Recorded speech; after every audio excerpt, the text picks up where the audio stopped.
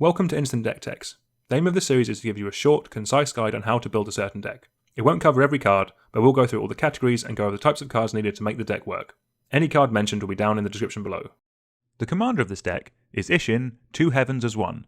It is red, white, black for a 3/4 legendary creature human samurai. It has, if a creature attacking causes a triggered ability of a permanent you control to trigger, that ability triggers an additional time.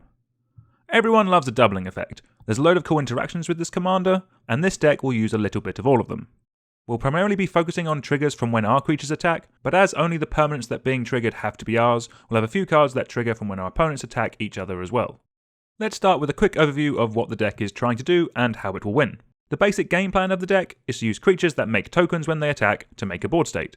We'll then use other cards that buff up creatures when they attack to smash our team through and win us the game. Isshin doubling up all these triggers will mean we'll win twice as fast. Let's start off with the cards that forward that game plan. This is going to make up the largest portion of the deck.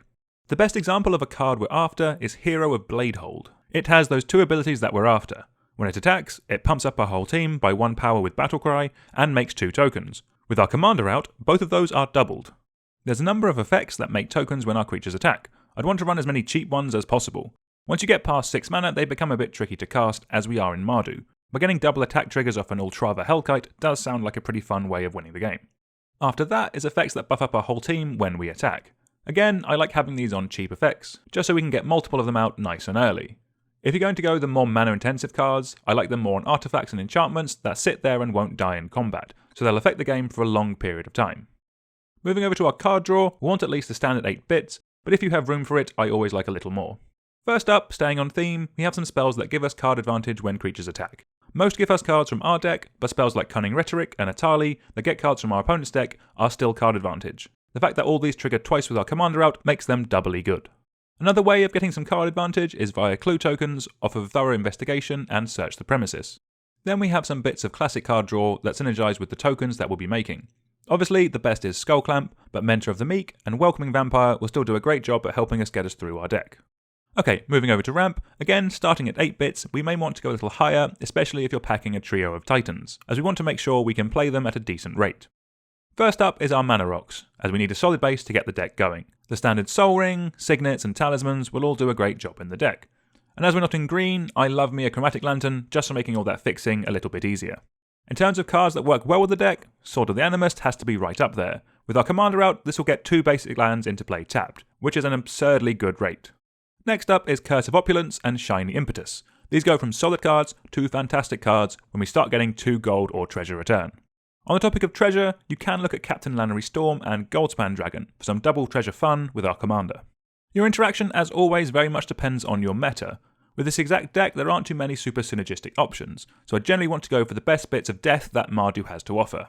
Look for them to be cheap and preferably at instant speed, or when you go up to your board wipes, look for things that are either efficient or super impactful. Fell the Mighty could be a nice include, as a lot of our early threats and our commander have 3 or less power. Then you have something like Ruinous Ultimatum, which does double duty as a pseudo win condition. If you do want to go synergistic with your interaction, cards like Argentum Armor, Inferno Titan, and Drakaseth will do a great job at clearing the board. Just make sure you don't skimp on your ramp spells if you're playing these. Touching on some recursion quickly, there are a few nice cards that interact very well with our commander, and let us bring some key spells back from the bin. Alessia, Olivia, and Sunny T are all really solid options, and great to include if you think your playgroup is going to be packing lots of answers. Another way to protect against our pesky opponents is with some protection. First up is some cards that protect our key creatures. This being a deck that really wants its commander out for as long as possible, make cards like Lightning Greaves and Swiftfoot Boot solid includes. Then you have cards like Boris Charm and Mother of Runes that give us some added bit of redundancy with the protection. And then because we're going to be wanting to attack a lot in this deck, having some cards that stop our creatures from dying will also be very nice. Reconnaissance lets you remove a creature from combat at any point, so if you don't like how your opponents are blocking, you can save it, as well as just remove it after damage so it comes back untapped. Dollum Gate and Erois also do a great job at letting our team survive through an attack, so we can keep attacking and getting those triggers off again and again. Moving over to some win conditions, there are plenty of fun ways of winning the game, so pick the ones that take your fancy. First up is extra combat steps. If we attack more times, we get more of our triggers off. This can also scale pretty nicely with some of our buff effects that add each time a creature of ours attacks. Next up is cards that get extra stuff out of our deck. Fireflux Squad can turn some tokens into something way more impactful. Then also, because most of those tokens aren't human, but a lot of the creatures we're running are, Winota will be an absolute house of a card that can get 2 creatures for each non-human that we're attacking with. You can also look at some ways of helping getting our creatures through. You have cards like Disrupt Decorum, which will leave most of our opponent's creatures tapped and us unscathed, or a card like Urabrask, which will give creatures we play haste while tapping down our opponents the turn they play them so they can't block. Another way of getting over the line is with cards that drain out our opponents when our creatures attack. Having these being doubled up, along with the combat damage that we're inflicting ourselves, can be the difference between killing one opponent and killing 2. If you want to go a bit more all in on the big creatures we've mentioned, Ilharg is a very solid option.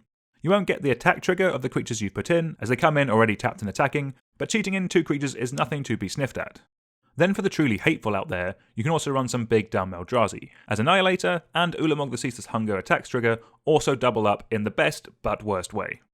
Rounding off the deck with some utility lands, as we're a 3-colour deck without green, I wouldn't actually want to run too many. Some noticeable exceptions to this are Den of the Bugbear, as it's another token maker that doubles up on attacks.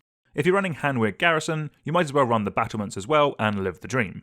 You then have Contested Warzone, which is great in a deck like this, as more combat damage is more combat damage. After those, you also have some additional cards that remove creatures from combat, again helping us keep our creatures alive while getting those sweet attack triggers. The rest of your mana base will be very dependent on what you have available to you. We've recently released a video with some advice on building a deck with a budget mana base, which might be of help. Until next time, please like, share and subscribe, and let us know down in the comments if there are any commanders you'd like to see a deck tech on. Thank you very much for watching.